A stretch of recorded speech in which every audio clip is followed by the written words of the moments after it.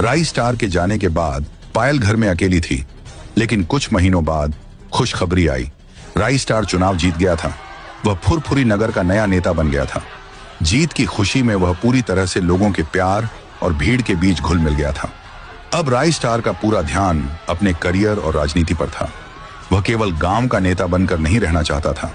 वह चाहता था कि वह सरपंच से भी कुछ आगे बढ़े और बड़ी कुर्सी पर बैठे।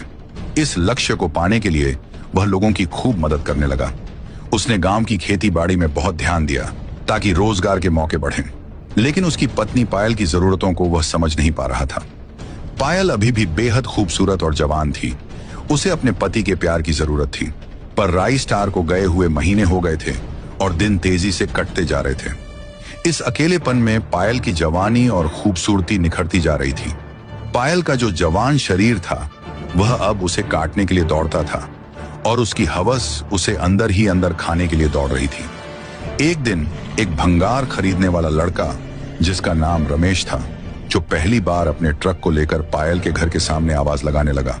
सुनो सुनो रे भैया भाभियों, आपकी गली में रमेश भंगार वाला आ चुका है।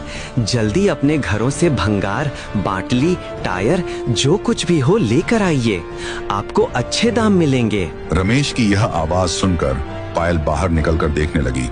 उसने देखा कि भंगार वाला लड़का, जो कि कबाड़ इकट्ठा करता था, वह बेहद हैंडसम और हट्टा कट्टा नौजवान था। उसकी उम्र लगभग 25 साल की थी। पायल ने जब रमेश को देखा तो उसके मन में कुछ अजीब सी फीलिंग जाग उठी।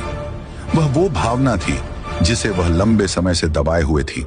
वह तुरंत रमेश के पास गई और थोड़ी शर्माते हुए बोली, मेरे घर में काफी सालों का भंगार रखा हुआ है, आप अंदर चलिए और देख लीजिए।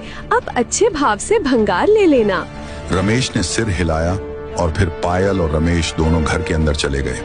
पायल उसे कोने में रखा हुआ काफी सारा भंगार दिखाती है। रमेश उन चीजों को अच्छे से देखता है और हिसाब लगाकर कहता है, वाह, भंगार तो आपके पास अच्छा खासा है। मैं लोहा 20 रुपए किलो से लूंगा और प्लास्टिक 11 रुपए किलो से। आपको अच्छी कीमत मिल रही है। रमेश सारे भंगार को अपनी टेम्पो में डालने लगा। पायल बार बार रमेश को घूरे जा रही थी। पायल ने रमेश से कहा, क्या तुम्हारी पत्नी बच्चे नहीं है? तुम्हारी शादी नहीं हुई क्या अभी तक? तभी रमेश बोला, नहीं, मैं अकेला हूँ। मेरी शादी नहीं हुई है और अभी मेरे पत्नी बच्चे कहाँ से आएंगे? मैं तो एक कबाड़ वाला हूँ।